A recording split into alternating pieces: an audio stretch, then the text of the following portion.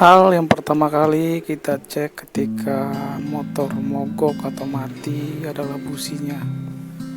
Kita cek businya, biasanya kalau businya jelek itu dia hitam dan kabel koil ke busi ada yang putus. Di sini busi dan kabel koil oke semua ya.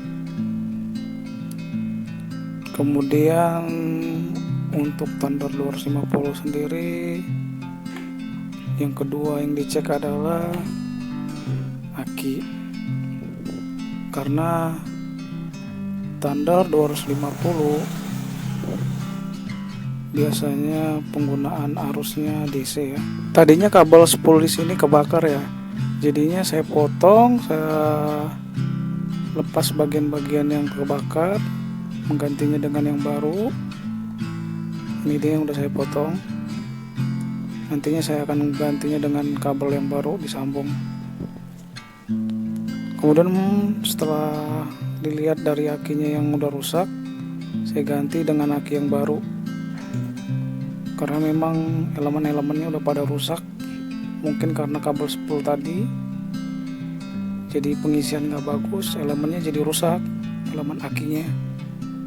Tadi udah dicek voltnya, tegangannya juga tidak ada. Ini setelah diganti, saya cek lagi nih apinya.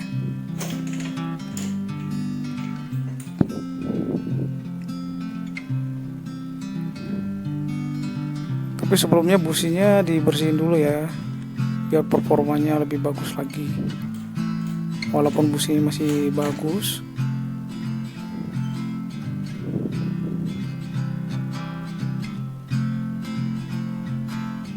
nah udah muncul apinya.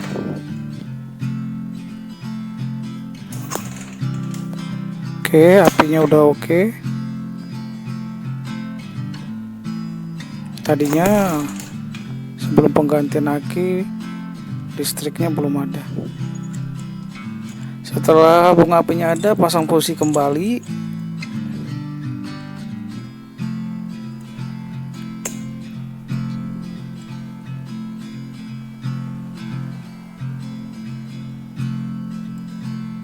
Busi yang terpasang harusnya udah dibersihkan ya, biar nggak diulang-ulang lagi pengerjaannya, dan kualitas apinya juga lebih bagus, biar performanya lebih bagus, kualitas lebih bagus, dan lebih bersih.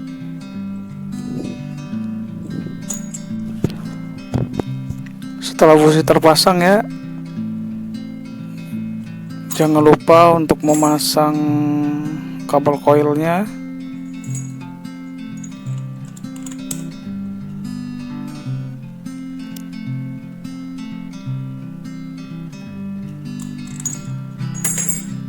Oke, kita masukin kabel koilnya.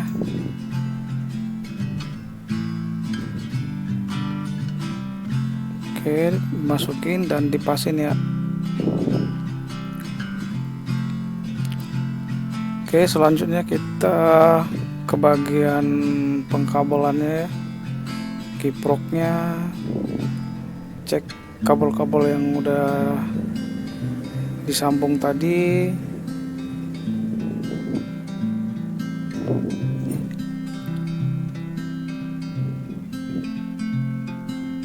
Ini semua udah tersambung ya. Kemudian,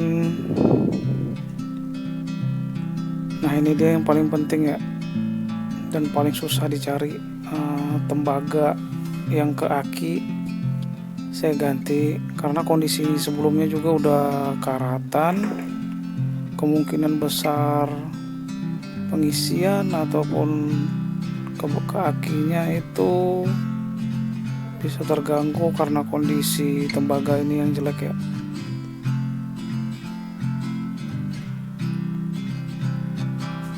Setelah itu masuk ke perapian kabel-kabel yang di spool tadi yang terbakar tadi, dirapiin, isolasi yang rapi, biar nggak gampang putus, kebakar ataupun jamur-jamur yang masuk ya. Karena kondisi dari Thunder 250 ini ataupun motor-motor lain itu biasanya kabel putus itu biasa disebabkan oleh jamur bisa, terus arus yang tinggi juga bisa, kondisi kabel yang menurun, performa kabel yang menurun. Jadi sering-sering dicek. Kemungkinan Thunder 250 ini mogok juga dari sini ya, dari kabel 10 itu yang terbakar. Jadi kalaupun misalnya kebakar, dicoba dicari kabel-kabel yang tebal, yang kualitasnya yang paling bagus. Jadi ini saya cari kabel yang kualitas paling bagus, yang tembaganya, kawat-kawatnya itu tebal. Jadi nantinya nggak gampang kebakar, nggak gampang rusak, nggak gampang putus. Pilihlah kabel-kabel yang berkualitas, karena kan pengkabelan ini termasuk ribet juga. Nantinya dikirain dari yang lain-lain gitu kan, dari hardnya yang rusak, taunya dari kabel-kabel yang putus. Ya seperti ini yang saya alami begitu. Kita mikirnya kan kiprok atau spoolnya yang rusak, taunya kabelnya. Jadi hati-hati dalam penggunaan kabel. Pilihlah kabel yang bagus, kualitas yang bagus, sehingga daya tahan dan kualitasnya sangat baik ya.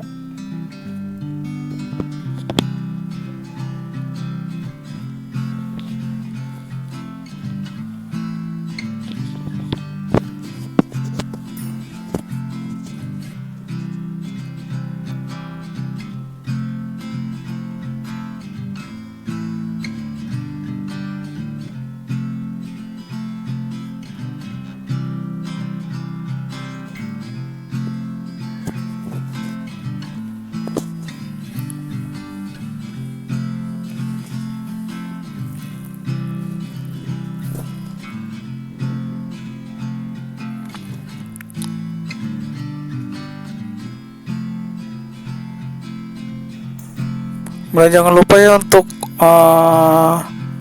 merapikan kembali kabel yang dari spool tadi ke kiprok ya. Itu juga harus dirapiin juga, dicek, diisolasi biar nggak rusak atau gampang putus, kebakar, nggak terjadi korslet, tegangan arus pendek. Pokoknya semua kabel dari spool ke kiprok, dari spool ke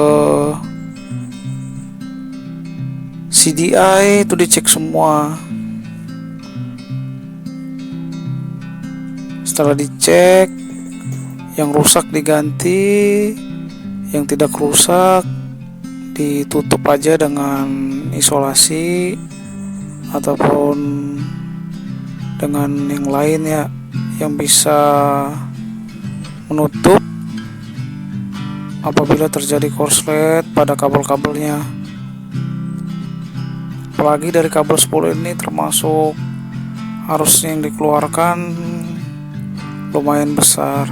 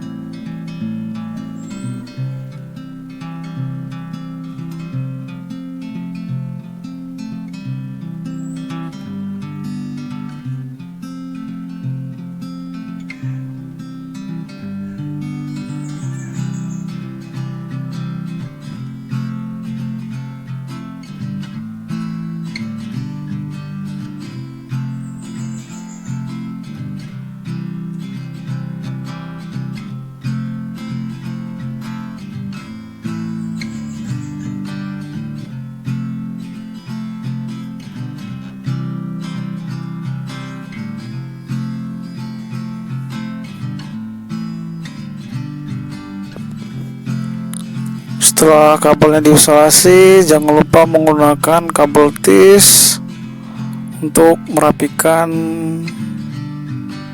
kabel-kabel yang enggak rapi ya. Jadi kita ikat, kita gabungin 3 kabel yang dari spool biar rapi, biar nggak kemana-mana. Jadi posisinya bisa tetap.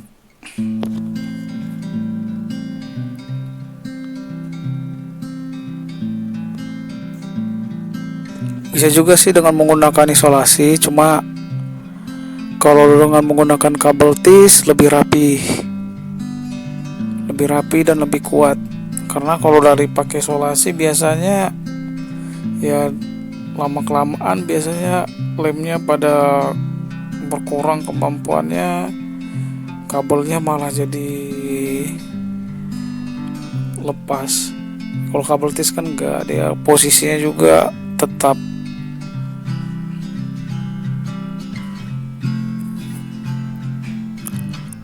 Ini pengkabelan ini saya buat serapi mungkin karena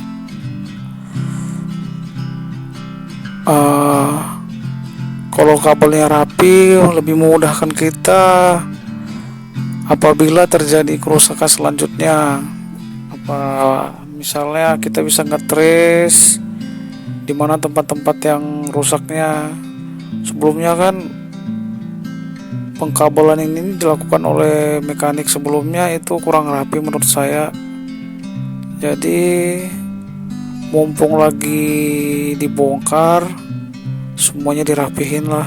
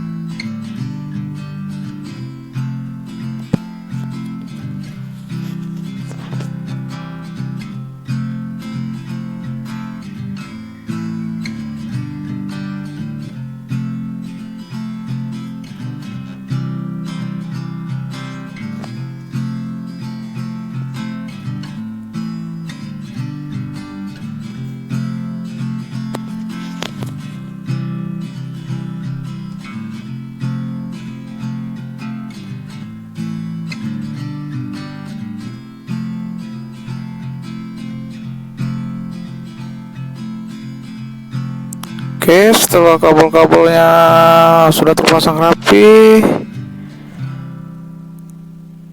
kita coba untuk menghidupkannya. Pasang tangki lagi. Cuman dipasang tangki di sini nggak usah di ini dulu ya, dibaut dulu. Siapa tahu masih banyak PR lagi atau nggak bisa hidup, jadi nggak terlalu sulit.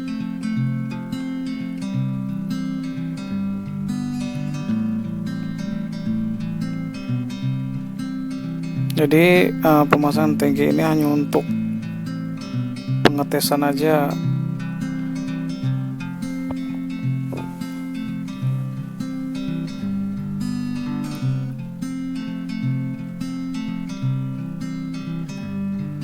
Jangan lupa keran bensinnya dibuka, jalur ke karburator dimasukin selang bensinnya. Kalau nggak masuk selang bensinnya, bensin nggak ngalir ke karburator, ya motornya nggak hidup-hidup.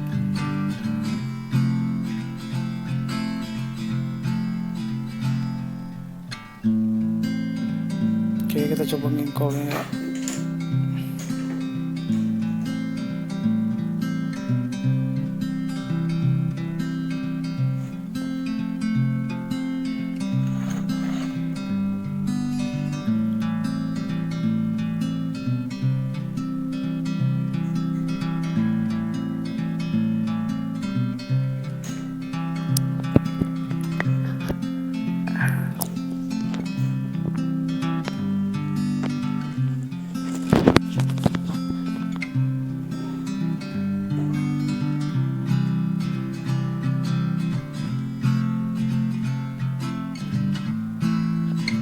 Ini ada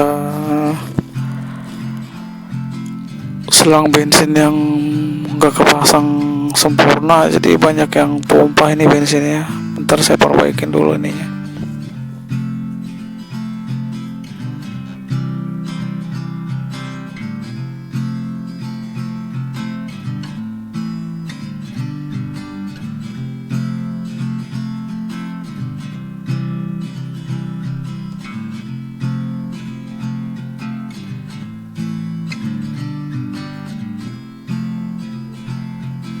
Oke, kita coba lagi ya, kita coba lagi.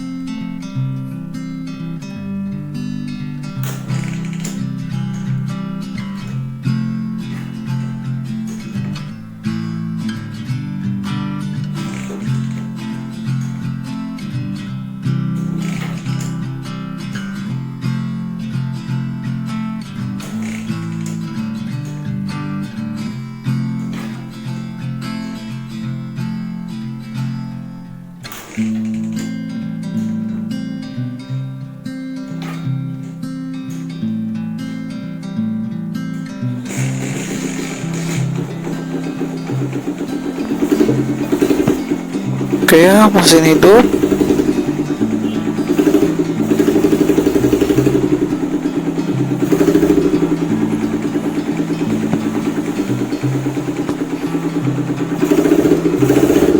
Biarin kita panasin dulu karena udah lama gak hidup ya motornya. Panasin, setting karbunya. Oke.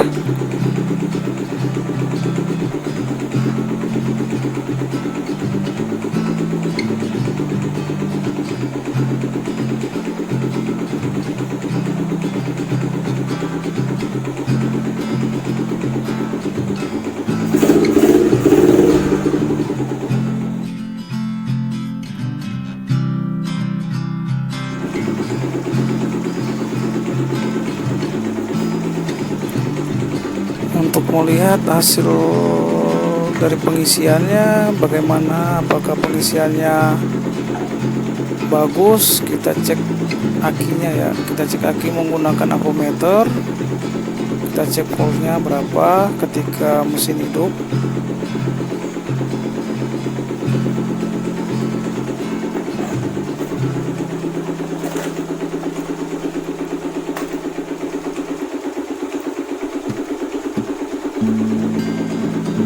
Karena tadi sebelumnya dengan menggunakan aki yang lama itu voltasenya tidak ada, pengisiannya juga nggak bagus. Ini kita cek dengan menggunakan ampermeter setelah penggantian kabel spool yang putus diganti yang baru, kemudian penggantian baterai, kemudian penggantian tembaga pengisian baterai yang di kabelnya tadi. Hasilnya itu sekitar 13 volt pengisiannya. Oke, dengan dihidupkan lampu 12,49, 12,50, sekitar di atas 20 volt. Ini pengisiannya udah termasuk bagus.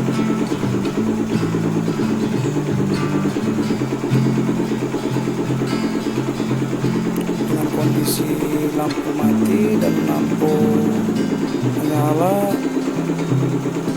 harus yang dihasilkan bagus ya, berarti termasuk sukses.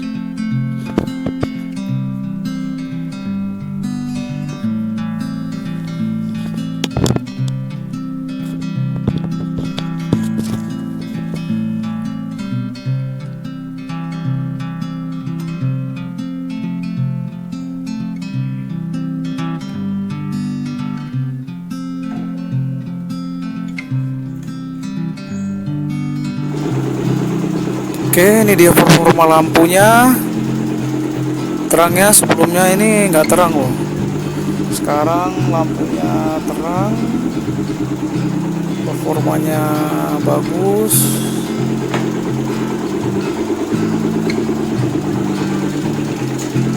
Bisa dilihat sendiri hasil dari ininya lampunya.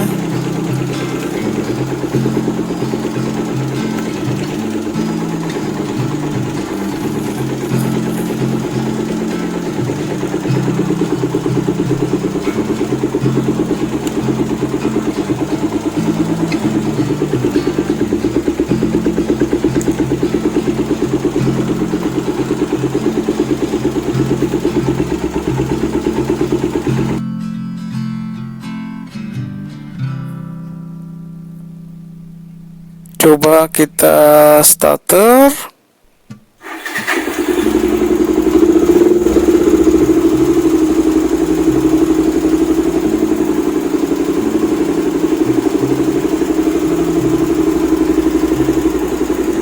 Oke, lampunya nyala ya.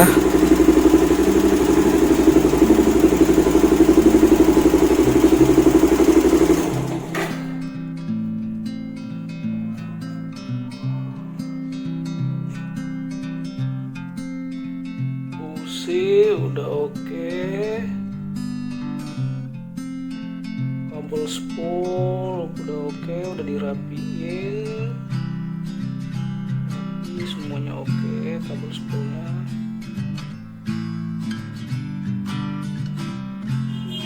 Kabel ke CDI juga oke. Kiprok juga udah rapi. Buat kabel-kabelnya juga udah disusun rapi. Semua juga udah oke. Akinya juga udah oke.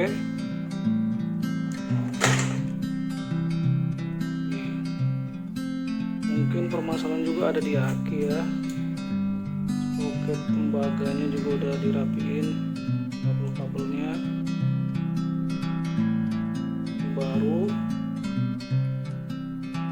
semua udah oke. Listrikannya tinggal pemasangan tangki dan bangkunya. Kalau itu sih tinggal pasang aja, nggak ada apa-apa. Semua kabel-kabelnya udah rapi.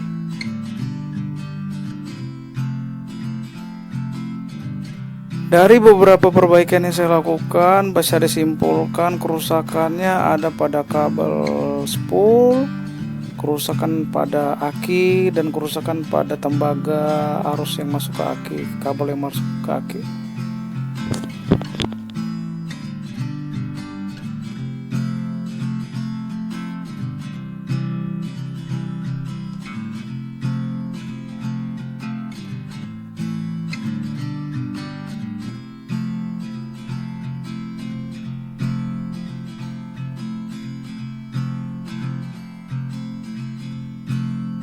Oke, masuk di hari kedua, kita harus melakukan pengecekan kembali untuk mengetahui apakah ada arus yang hilang atau dinamakan aki tekor.